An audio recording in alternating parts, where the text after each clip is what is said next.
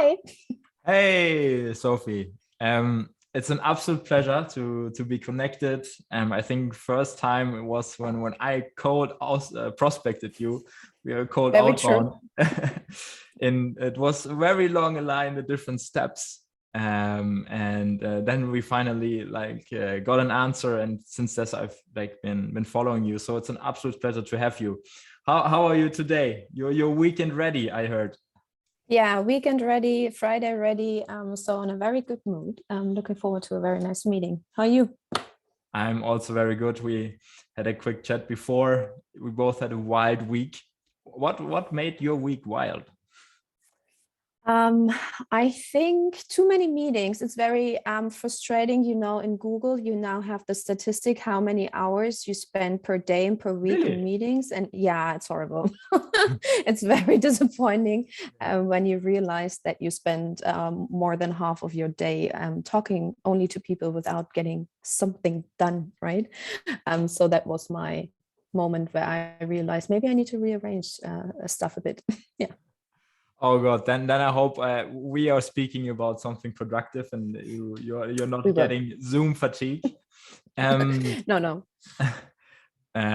but listen, Sophie, like you are like active on LinkedIn. I've been following you for a while.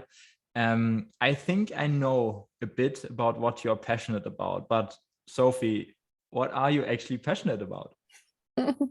Well, I could give a very plain answer that's marketing, but I think that's a bit too generic.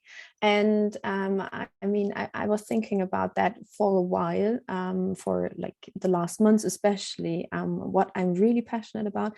And I think what I realized in the end is that it's all about storytelling and how stories work because I'm currently investing a lot of my time in product marketing, how to position products for SMEs, how to enhance inbound marketing and digital distribution, and all comes down to one core. It's really understanding how stories work and how stories must be told that your audience really understand that and gets excited.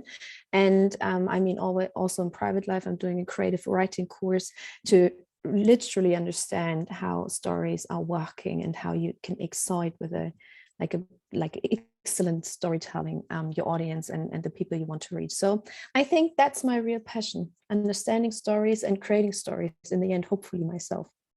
Awesome. Yeah. It's so true. Like, how do you come up with those stories? Or how far have you come with that? Like personal stories or No, for also like in general, business? like you said you are writing the stories now, or like Mhm. you still you're passionate about storytelling. Like, how did you land in this? Because it sounds like there has been a process behind it. How did you, yeah, Yeah. land in that? This is your passion. Yeah, I mean, it goes way back. So I studied in like many years ago, I studied literature science. So it's kind of an always kind of existing passion to understand like not only fictional stories, but like how you actually how you're actually telling exciting content basically and how you create that because it's like not talent and it's not a brilliant idea, but basically it's a certain technique, right? You can learn and you can enhance. So it goes way back, I would say. But especially in the last year, I would say at Vimcar, for example, we kind of reached the point where, like typically with a SaaS and tech startup, you start telling people what you can do, like what kind of features you offer, what kind of products and how they work and all that kind of stuff. And then you reach a certain scale and limitation of scale. And then you Mhm. really need to shift more towards, hey, actually, what does my audience need? And then you shift towards that more benefit orientated communication. And that was when also for Vimcar, it got much more important to understand, hey, what kind of story do I have to tell to answer that need and these pains of my audience, to tell them, hey, these are really our benefits, which kind of serves your need. And this is when, like, only in private life and not only talking about literature and reading a lot of stuff and creating fictional stories for my daughter, right? When it comes also like in terms of the next growth lever for Vimcar, it got much more important to dig deeper and to really find these kind of working stories for our audience. Great stuff. How do you I find it really interesting. You said like you hit a certain growth stage or growth pattern. How do you find those stories, or how do you connect with the customers in a way? Mm. I think that also kind of reflects the question, how does marketing work and what do Yeah. you need to do that marketing works? And it all comes down to segmentation. I think you first have to understand your audience in depth. I mean, what kind of coffee they are drinking in the morning, or maybe tea, or what is the newspaper next to the coffee machine in the like in the office kitchen, for example, right? So first it's about segmentation and having a very clear understanding of the audience, and not only based on economics, demographics, and so on and so forth, but really based on their needs and their behavior. And then if you know that, then it's actually pretty straightforward to create that kind of messaging or key messaging around these needs, because I mean, it's pretty clear if you have like, even if you have a very diverse audience, they will share common pains and they will share common needs on a social, emotional, or functional level, and then you can address that. And if you know that, then it's the technique of storytelling, which comes in very handy, and creating the whole, like opening up the world to them, to your offering, and invite them basically to get to know that. Yeah. Awesome. Thanks for sharing. What story are you currently trying to tell? Good question. I think, I mean, Vimcar is, maybe I should introduce Vimcar better. So Yeah, I think Vimcar is, I assume that people um, listening to that would people already know, but yeah, please. so because it's a kind of a niche market in the end. Well, not a niche market, but at the moment quite a market where there's room for scaling, at least. So we're doing fleet management software and mobility solution for SMEs, so not like the large enterprise customers with hundreds of cars, but more the plumber, the mobile care company, all of these smaller companies between 5 to 50 cars, something like that, who have to handle their fleet basically, and they not even call that fleet, they call it vehicles and company cars, and you need to digitize that. And what is very special about our audience is that you do not have a typical stakeholder you can address. They do not call themselves fleet manager, for example, but they're the secretary, an HR person, some bookkeeping person who was approached by the MD saying, hey, by the way, please take care additionally of the cars. And yeah, I know you have a lot to do, but yeah, it's just the cars, right? So we have an audience which is not perfectly trained for their job, right? They're really amateur. They have not a clear understanding of what they need to do. And so coming back to the storytelling part, what I'm trying to communicate is two things. A, that we are really here to help, like a partner on eye-to-eye level, that we're here to educate the audience, that we can literally help to make sure that they can do their job properly. On the one hand, with content marketing and content assets, and on the other hand, it's all about the easiness and simplicity, because I mean, especially in the DACH market, we are not talking about very tech-savvy people, right? and not like a yeah, I would say an SME market in a typical German SME company. Are they really tech savvy? No, maybe not. Are they really aware of digitalization? Yes, they are. But at the same time, are they really open towards that? Maybe, right? So what we are really pushing forward is that how easy the software is and how easy to use, how easy to install, that you do not have to worry about anything when using it, and all of these kind of questions, that it's not that hard to just use what we have, and that it makes your life even better. So that's kind of the two angles we are currently pushing forward. Yeah, And it's going very well. Thanks for sharing, Sophie. But I think we have to start a bit from the beginning here. Why did you choose to work in marketing? How did you land where you're currently right now? Yeah, I mean, I could tell a very inspirational story, but let's stick to the facts. I always enjoyed creating content, and I always enjoyed creating content for an audience, right? Not for myself, but I was very eager to put something out there. And what I really like, and that's come to the point why digital marketing, that it's not only the creative part, but that you base that on analytics and really understand the performance of things you're doing, and having that kind of balance between picking your creative part of the brain and making something shiny and good looking, like the typical, hey, what is marketing doing? Yeah, that shiny banner, right? That part, but base it on very profound analytics and really understanding what is the impact of what I'm doing. And that kind of fascinated me from the very beginning on. And so it was quite logical, I would say, to choose a career in marketing, right? Great. Yeah. And why did you end up in B2B? Because like most, like you don't get taught anything about B2B in university or in high school. Yet it's such an incredible, interesting market right now. So why B2B? I always had a mix in my job between B2C and B2B marketing. So I always had like these two perspectives in different positions in my career. And then me personally, what's very personal opinion and nothing against any B2C campaigns, right? But me personally, like having the combination between inbound marketing, a tech product, and the SME audience is the most challenging thing you could do in marketing, at least from my perspective. Woohoo. And see, and I think that is kind of an area where there's so much greenfield in the market, where you can really just try to invent new ways of acquiring customers, of attracting them, of like speaking to them in the right way, that I personally really like that. Because my personal feeling is in B2C, especially e-commerce, like a lot of the groundwork has been done, right? We are at a scale level where it's pretty clear how to get there. And then it's really baby steps. But for B2B, especially SME inbound marketing, it's like the field is way open, right? You have to investigate and explore a lot, especially in Europe. And I really like that. Cool. Yeah, I can definitely see that. And you're thriving in it. So awesome.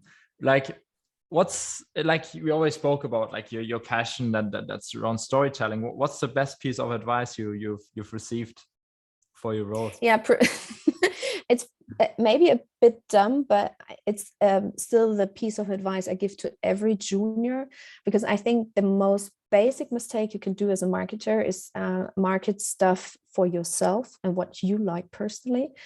So what I always keep telling is first segmentation, because without a good segmentation and without a good understanding of the audience, nothing good comes out of that. So first do your groundwork, first understand your audience. We just hired a brilliant senior product marketer, where I said, hey, for me, it's perfectly fine if you just go for the first 5 weeks to a fleet manager and do an internship there to really understand your target audience. And that's the best piece of advice, I would say, because especially junior colleagues tend to do marketing stuff they personally like, and forgetting that there's someone out there not sitting in a city center of Berlin, not being 21, like having a completely different mindset. So yeah, I love that. And I love also that you repeat that and highlight that, because it's just overview. People forget about that. They think, oh, that's the way to go, and then you speak to the audience and they're like, no, like why is that? Why should I look at that?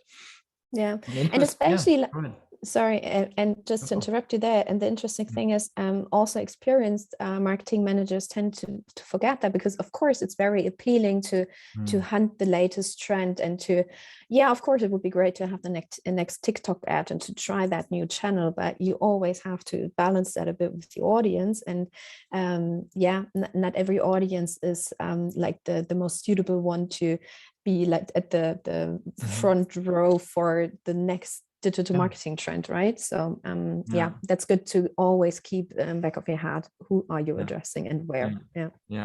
Great stuff.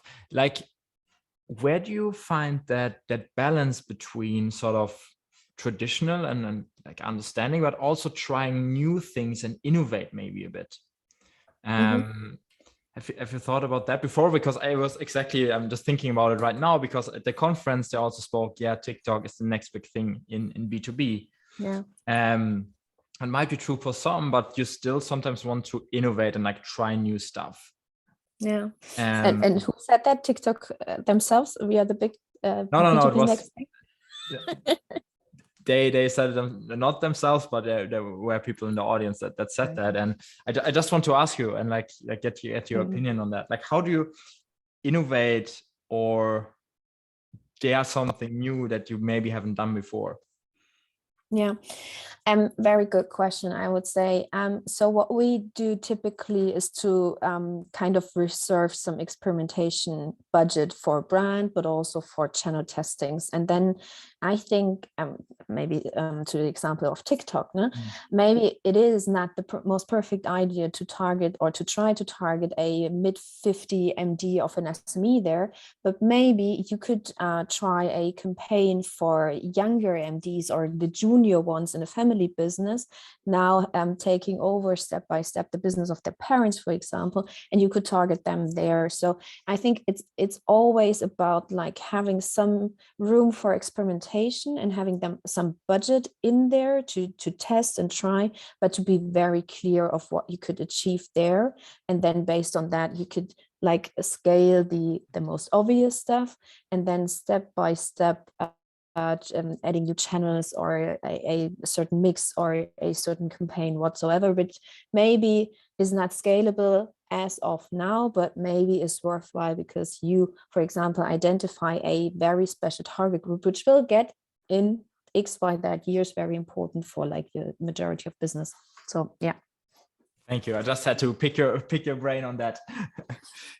Sure. An interesting one is content, right? You working with a lot of content, you tell a lot of stories, gated or not, and why? Gated or not. Well, two opinions on that. Gated content really helps to get more qualitative leads, because even if they only have to enter an email address, that's a starting point, right?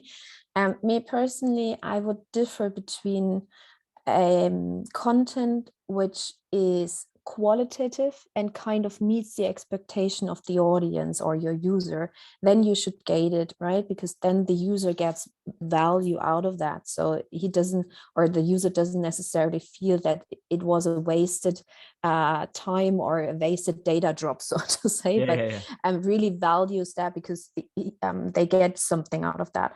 If you do not have that quality in content, or if you are unsure whether that content itself is very helpful for the user, then you should definitely investigate whether it's good for your brand and the company to gate it, or whether it might be more useful to have something like Avacross, for example, to identify users in a different way, right? So I would differ it along that kind of benchmark. Yeah.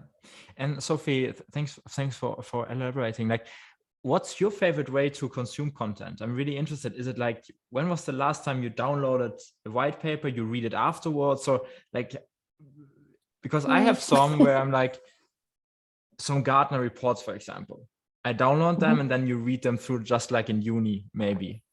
But how is that for you?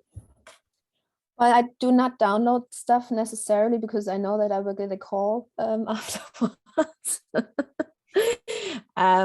No, actually, I think when I try to educate myself about a new product or a I don't know, new functionality or stuff like that, I tend to, if I'm really interested, then I tend to address the salespeople more directly on LinkedIn, for example, or over the website, because then I'm more interested in really getting to know the product, and then a demo would be much more helpful than investing my time into a white paper.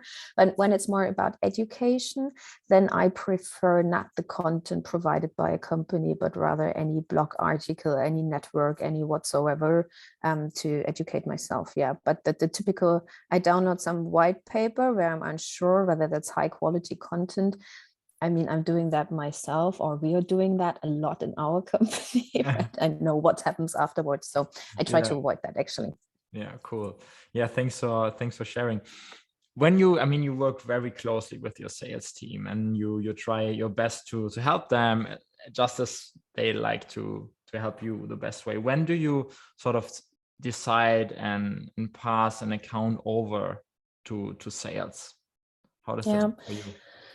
It differs quite significantly if you have high intended leads, right? Having someone just raising a hand, hey, I want to talk to you, I want to get a demo, I want to test the product, then we hand over the lead immediately to our inbound SDRs or to our account executives. And there we have like crazy conversion rates, and there's no need of any nurturing sequence, for example, but just handing it over and letting them do their job, basically.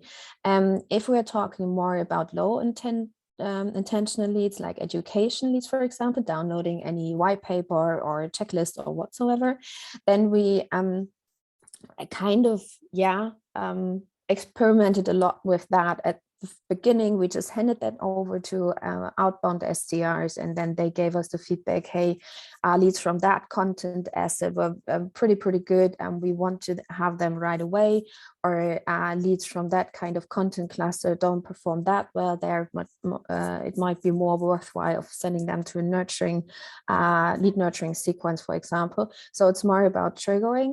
In general, I would say, as long as we have a unique address and a unique contact, so to say, we are tending more towards handing it directly, except if we see any pattern, for example, specific content areas which don't perform, then there are follow-up nurturing sequences trying to let sales focus on the right lead, so to say.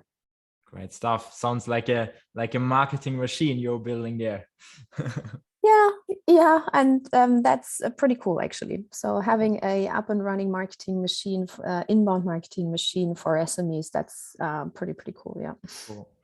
What do you think sales can learn from marketing? I mean, I can only talk about, or maybe both. I think both inbound and outbound marketing sales, sorry, inbound and outbound sales can highly benefit. Marketing in the end. Well, yeah, maybe.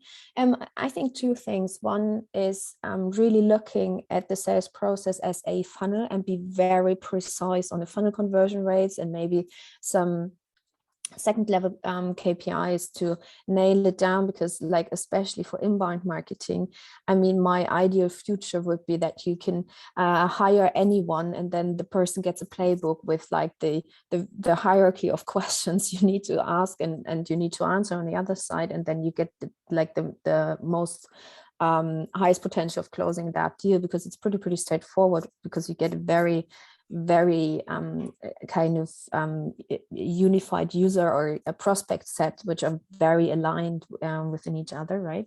And for outbound sales, it's very similar, especially if we work on educational and low intentional leads. And then I think looking at more from a funnel perspective and optimizing it as a funnel and really trying to standardize it as much as possible, I think that's something which could be very helpful. And on the other hand, very similar to what I've said before for marketing, also for sales, very valid to first understand the segmentation and the story behind your customer, and then according to this knowledge, optimize your playbook in the end. So these two perspectives on a qualitative I took a lot of level. mental notes. I'm so happy that's recorded, so I can go back and listen to that. Thanks for the advice, Sophie. Right. That's an interesting one. Like you said, like more you and your people are coming into marketing, you're growing your team, you have done that before. What would be your first hire and why? Depends really on the company, and if you're VC funded, and which kind of funding stage. Did you start with outbound sales or try and now adding marketing to the mix, or the other way around? So really depends. But in general, I would say if you're a tech driven SaaS company, which you are tech driven if you're a SaaS company, but if you're a startup, then the first hire should be a very thrilled, motivated junior, maybe already mid-level, so at least being very close to the mid-level stage, highly analytical, and a person which is not afraid of getting hands dirty, right? And very broadly interested in digital marketing, because then you have like a first set of scaling your channels at first. So very generic, very general managers, I would say. Yeah. Great stuff. Yeah. And you obviously, like we spoke about it a bit, you know, like when you download a white paper, you don't really do that because you know that you get a call. Like, when you're currently buying software or getting into new software or interested, like what would you improve in the way you buy software? And yeah, what would you change, or what do you like right now? Yeah, I think very typically for other startups, we have like a broad set of software solutions in-house, not built in-house, but having like so many different suppliers in place.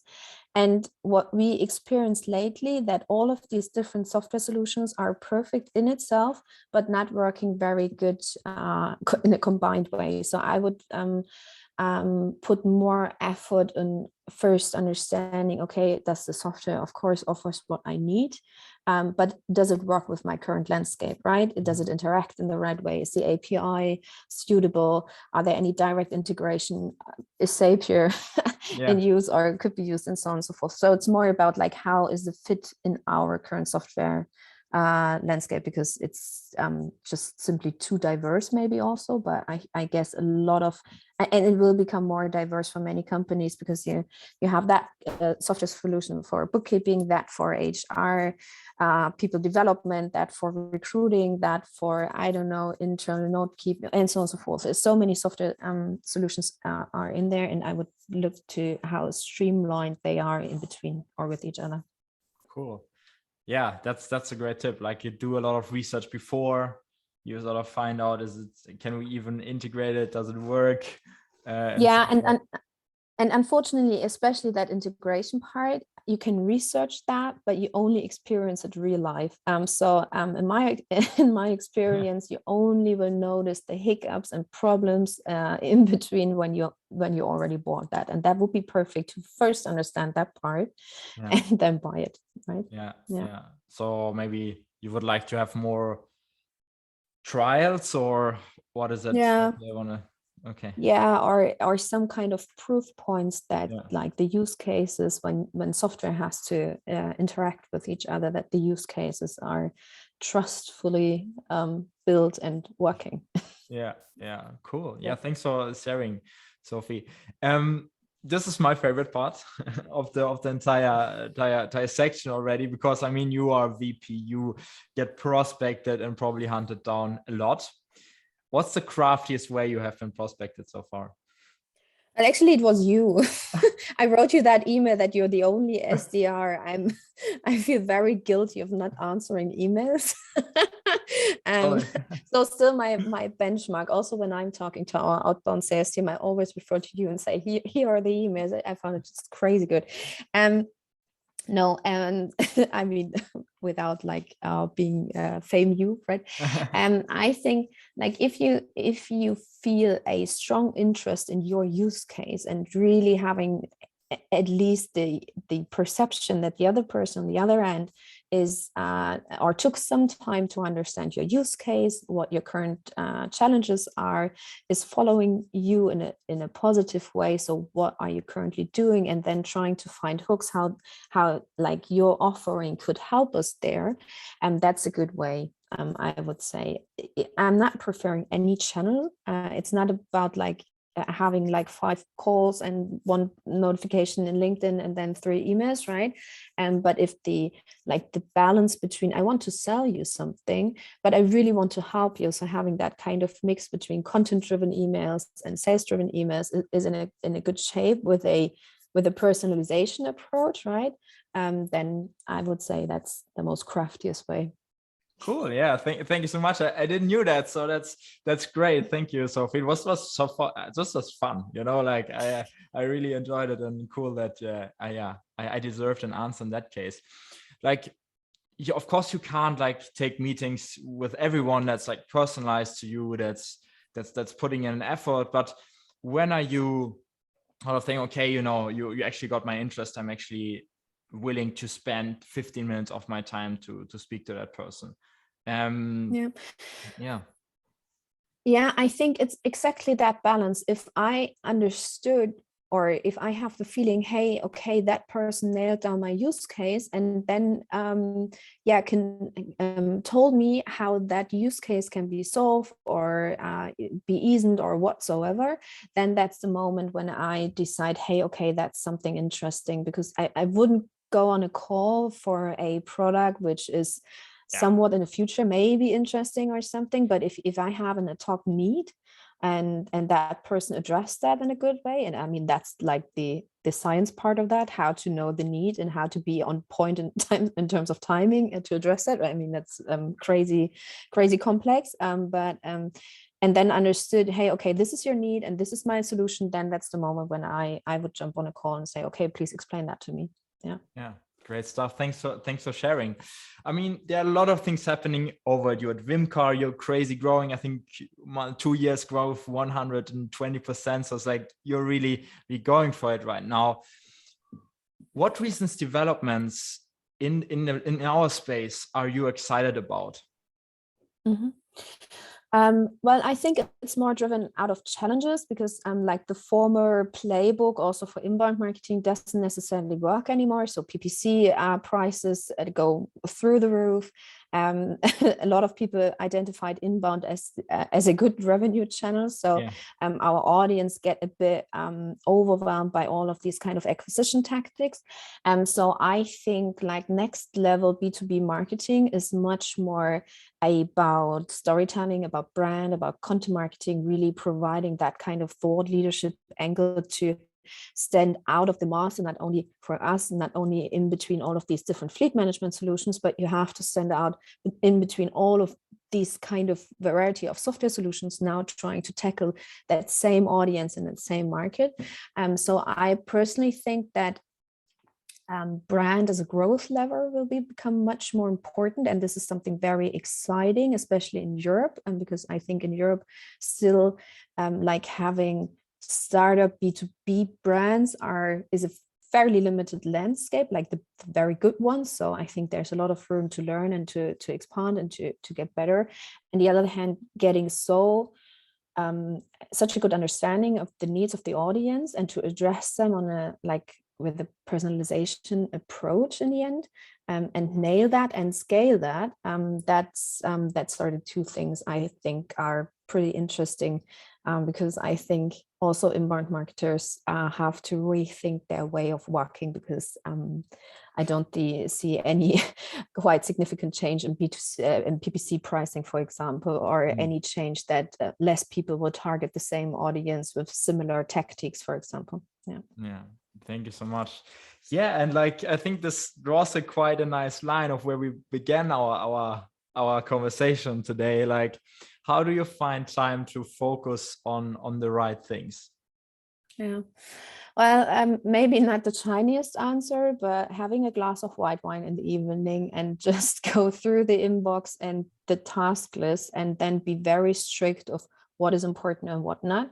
That's one part of the story. But I think it's even more important if you have that kind of clarity in between a glass of wine or two, then to continue and stick to that over the next days, because it's very easy to get distracted, because I mean, everybody in a startup scene will feel that a lot of input is coming on your desk every day, a lot of numbers and a lot of insights, and it's very tickling to make quick moves into one or the other direction, right?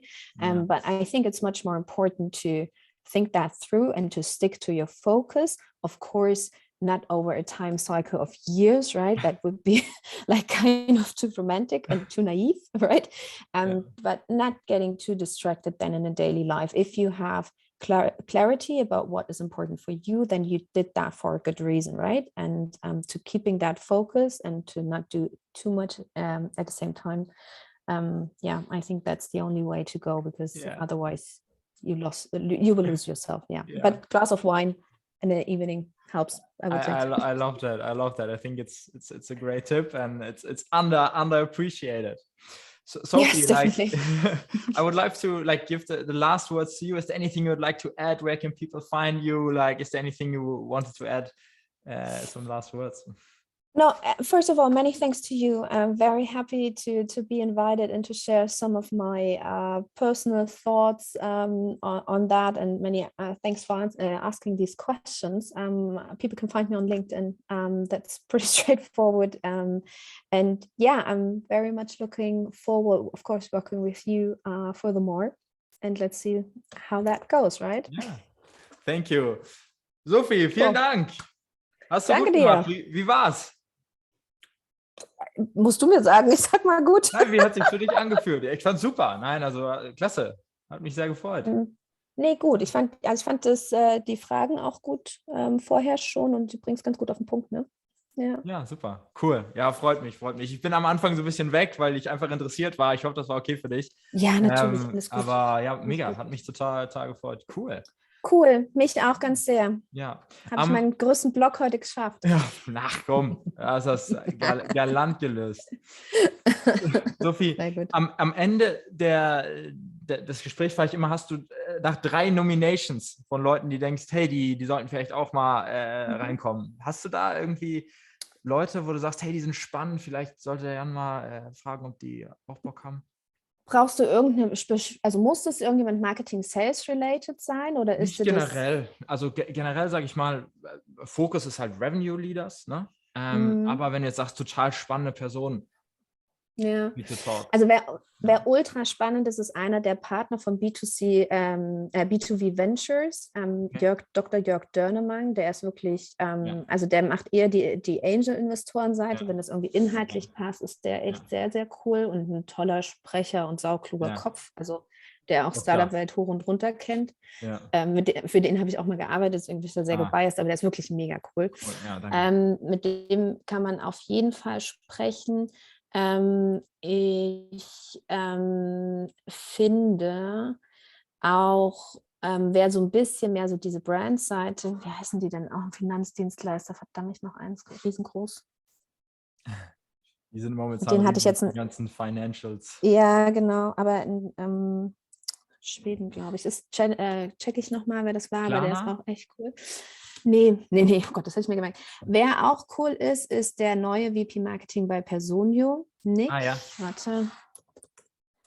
Der kaut ja auch ein Ohr ab. Aber den mag ich total gerne. Nick Purd. Ja. Mit dem kann man auch mega gut reden. Der hat auch, ich weiß nicht, ob man die zusammenkriegt, aber der Sales Director oder VP von denen, ich glaube Christian, der ist auch cool. Ja. Also Nick Purd kann man auf jeden Fall mal machen. Und ich habe noch so ein paar Google-Leute von dieser Google-Startup-Welt, so die Verena zum Beispiel ist auch echt cool. Verena. Ja, der Nick ist ganz spannend. Ja, der ist, also der ist auf jeden Fall ein cooler Typ. Ich überlege gerade, wen man noch so aus der weiblichen Richtung mitnehmen könnte. Ja, gerne. Ich ärgere von und meiner SumUp, ich kenne die nicht persönlich, aber die soll ganz cool sein, die SumUp-Marketing-Chefin. Okay, ja. Und zwar heißt die, warte mal, ich muss kurz auf LinkedIn gucken.